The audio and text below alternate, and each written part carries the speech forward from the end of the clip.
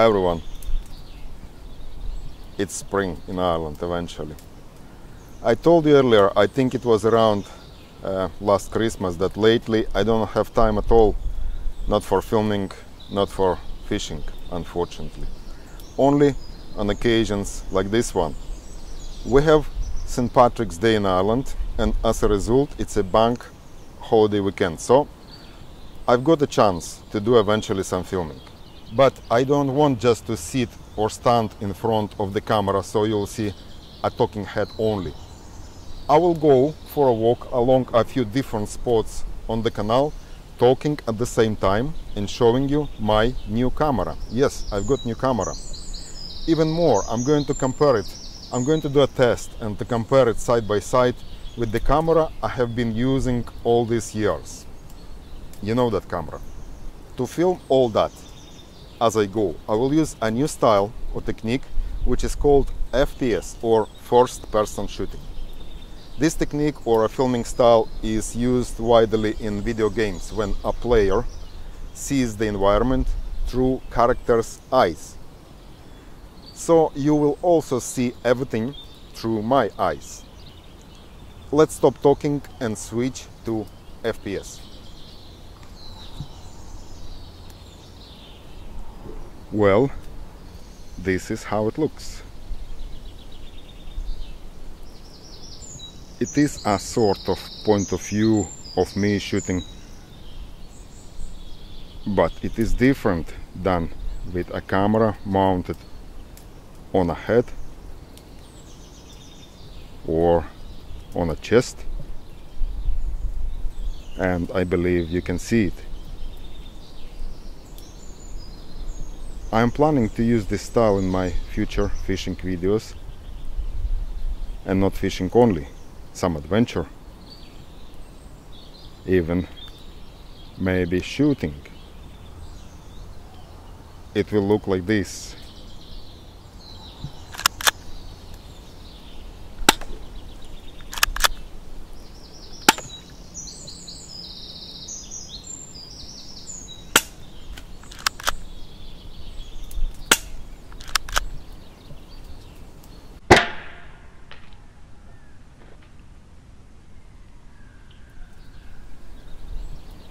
Well, today we didn't come here for shooting, so let's talk about the topic. I believe you know that I've done a huge amount of filming underwater for my own video channel and for different TV and film producers. And in order to do that, I obviously use cameras underwater, starting from this size. It changes to this size in the housing, to this size including the housing. To film fishing, especially the action, how, for example, predatory fish such as pike attack lures underwater, I needed very small camera, and my Gopro worked well. I have a few of them, but to be able to film action I had to do trolling of my GoPro together with a lure. And looking at the GoPro shape, look at this, you might think, how can be achieved? Because it's square. Yeah, it's like a small brick. How could it move in the water in a desirable direction and at the same time stay in some particular position? I designed and made a housing that could be trolled together with the camera and a bait behind it.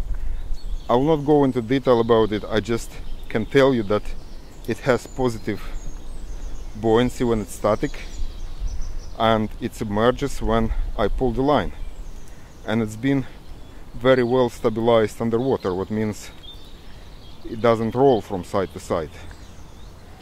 It works perfectly well most of the time, and you can see a huge amount of very unique shots that I've captured using this my own DIY housing, but still it was too big for casting, for example. So I was looking for a very slim camera that would be capable of doing this type of filming underwater. There are drizzles. Maybe I should hide a little bit under this bridge and wait until it clears. The weather changes constantly today. Rain, sun, it's usual weather in Ireland. Anyway, it's spring, guys, spring. I know that water wolf was introduced a few years ago, but after watching videos that were shot with it, I was not impressed actually by its abilities and performance, so I just abandoned the idea about a slim camera, slim fishing camera. But at the end of 2018 I accidentally discovered that there was a new action fishing camera on the market, and after reading its spec and watching samples, I decided to get one. Here it is, and it's called Go Fish Cam. As you can see, look at this beautiful box. This camera looks more or less the same as Water Wolf, but it has stabilizers to prevent side rolling, and it can shoot in full HD, which is very good. All that sounds great, but how will it actually perform underwater? There is one way only to find the answer to this question: to do an actual test, and even better to do one that can compare it with a well-known camera, which is in my case would be GoPro. And that is what I'm going to do today.